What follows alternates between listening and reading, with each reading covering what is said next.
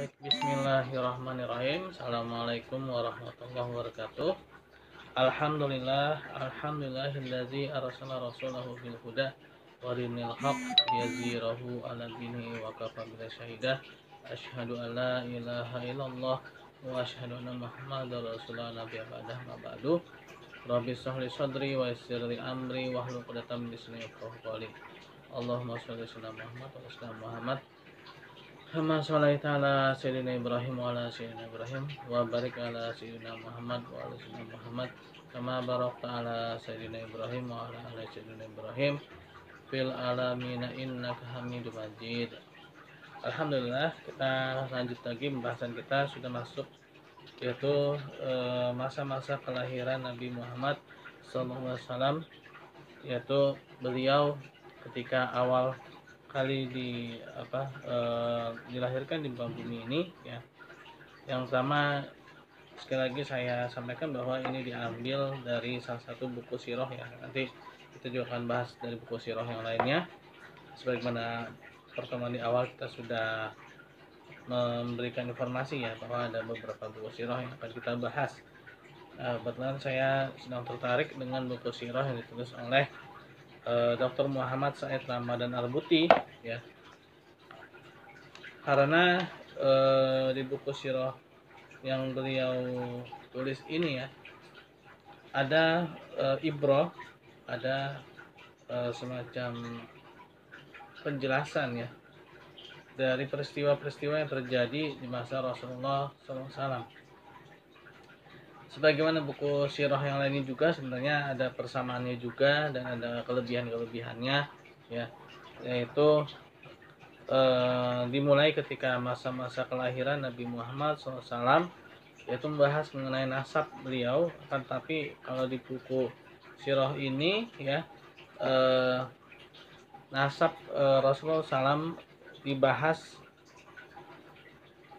tidak terlalu ditekankan ya, berbeda dengan buku sirah yang memang ditulis oleh Ibnu Hisham ya.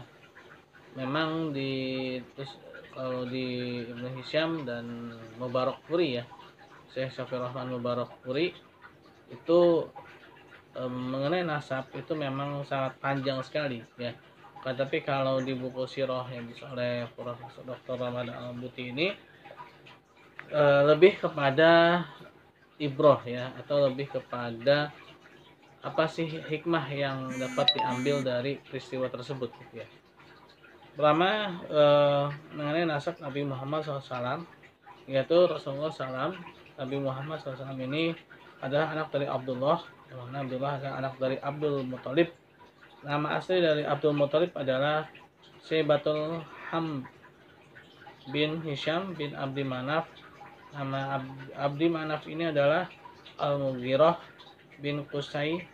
Yang nama Qusay ini adalah sebenarnya adalah Zaid ya, bin Kilab bin Murrah bin Ka'ab bin Lu'ay bin Ghalib bin Fihir bin Malik bin An-Nadr bin Kinanah bin Khuzaimah bin Mudrikah bin Ilyas bin Mudar bin Nazar bin Mu'iddu bin Adnan ya.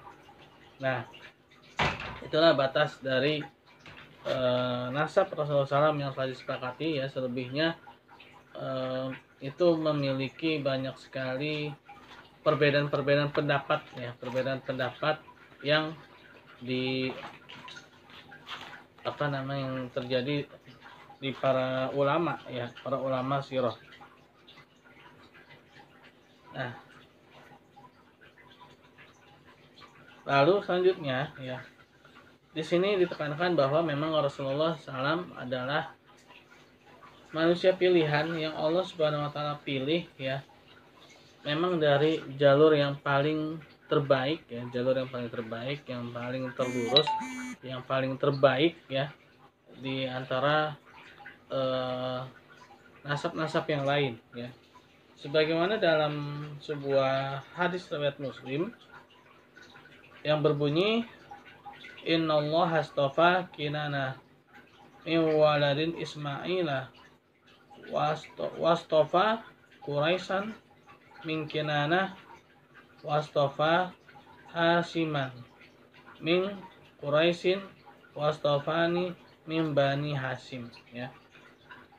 Yang artinya sesungguhnya Allah Subhanahu wa taala telah memilih Kinanah dari anak Ismail dan memilih Quraisy dari Kinanah, kemudian memilih Hashim dari Quraisy dan memilihku dari Bani Hashim. Yang artinya ya maksudnya memang ya Adnan ini ternyata memang salah satu anak dari Nabi Ismail alaihissalam, yang mana Nabi Ismail alaihissalam adalah anak dari Nabi Ibrahim alaihissalam, ya. Nah, itu adalah nasab keturunan Rasulullah SAW memang keturunan dari Nabi Ibrahim alaihissalam. Nah, lalu sebagaimana kita telah ketahui ya, bahwa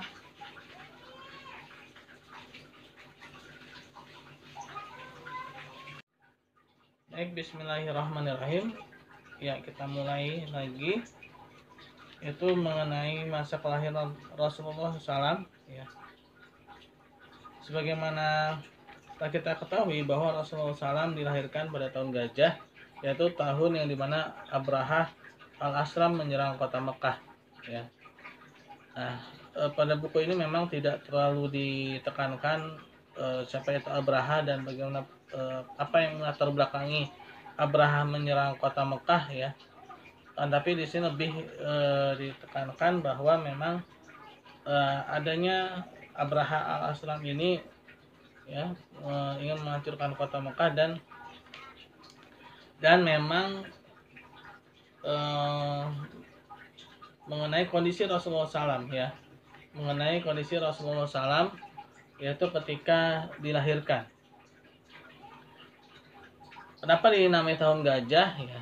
Karena memang manusia sejak dahulu kala itu menamai suatu tahun yaitu dengan suatu peristiwa besar, ya.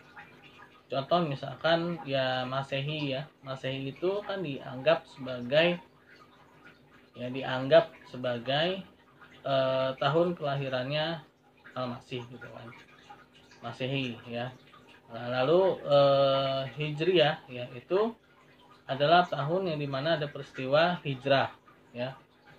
Nah, memang manusia dari dahulu kalanya itu menamai suatu tahun itu dari kejadian-kejadian yang mana kejadian itu memang kejadian yang besar gitu, ya.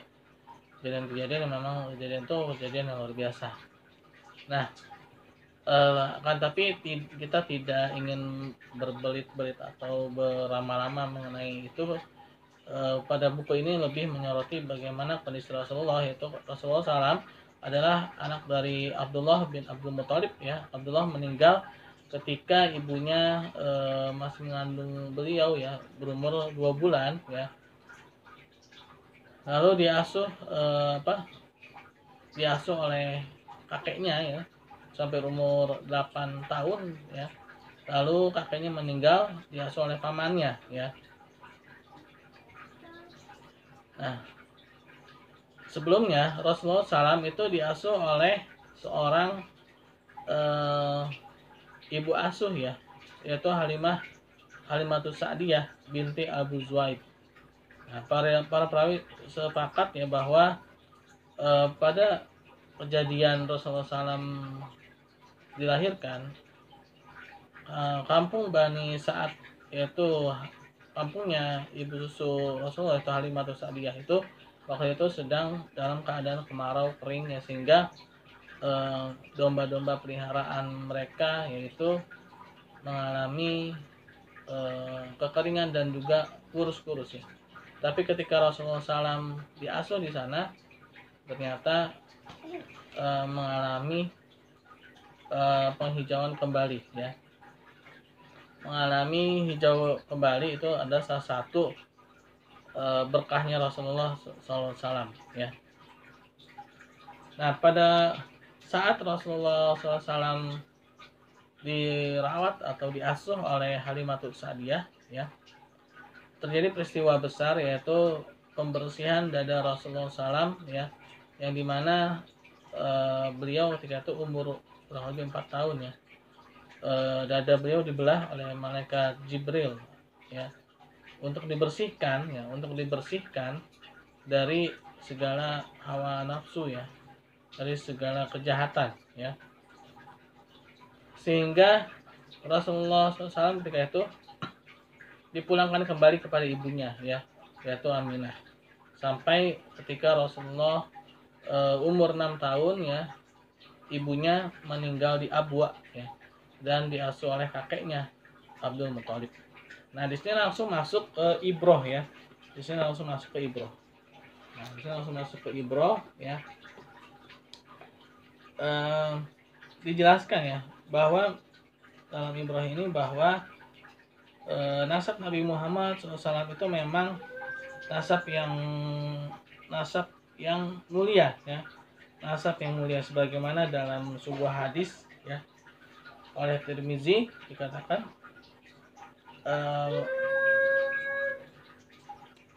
baik, bismillahirrahmanirrahim, kita lanjutkan kembali.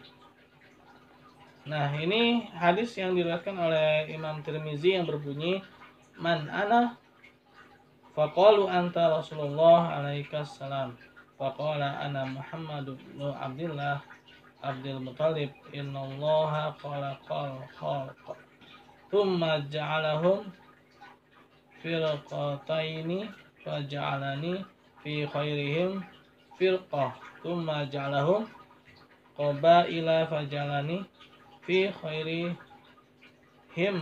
qabilah thumma ja'alahum buyutan faja'alani fi khairihim baitan wa khairihim nagsha. Yang artinya, siapakah aku? Para sahabat menjawab, engkau adalah Rasulullah, semoga keselamatan atasmu. Nabi SAW bersabda, aku adalah Muhammad bin Abdullah bin Abdul Muthalib.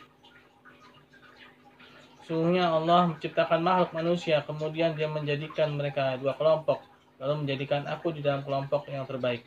Kemudian menjadikan mereka beberapa kabilah dan menjadikan aku dalam kabilah yang terbaik. Kemudian Dia menjadikan mereka beberapa rumah dan menjadikan aku di dalam rumah yang terbaik dan paling baik jiwanya. Nah, ini adalah suatu hadis yang menjelaskan bahwa Rasulullah SAW adalah keturunan yang terbaik, ya, penjelasannya. Nah, berarti dikatakan di sini, ketahuilah bahwa di antara konsekuensi mencintai Rasulullah SAW ya, mencintai kaum dan kabilah di mana Rasulullah SAW lahir, bukan dari segi individu dan jenis, tapi dari segi hakikat semata. Ini karena hakikat Arab Quraisy telah mendapatkan kehormatan dengan bernasabnya Rasulullah SAW pada kabilah tersebut. Jadi, kalau memang kita mencintai Rasulullah, maka kita juga harus mencintai kabilahnya, harus mencintai semuanya, keluarga-keluarganya, ya. Nah, artinya jangan setengah-setengah. Hal ini tidaklah bertentangan dengan adanya orang-orang Arab atau Quraisy yang menyimpang dari jalan Allah dan merosot tingkat kehormatan Islamnya. Karena penyimpangan atau kemerosotan ini secara otomatis akan memutuskan dan menghapuskan kaitan nisbah antara mereka dan Rasulullah, ya. Artinya, kalaupun ada dari kalangan atau dari golongan orang Arab, bahkan dari Quraisy sekalipun, yang mana mereka melakukan penyimpangan, maka itu adalah kesalahan mereka sendiri, ya, dan akan menyebabkan mereka terputus dari Rasulullah SAW, ya, sebagaimana Nabi Nuh, ya, terhadap anaknya, ya, yang mana anak Nabi Nuh itu ingkar, ya, sehingga terputuslah, ya. Nah, itu saja anak Nabi Nuh alaihissalam, ya. Apalagi ini baru kabilah, ya, kabilah.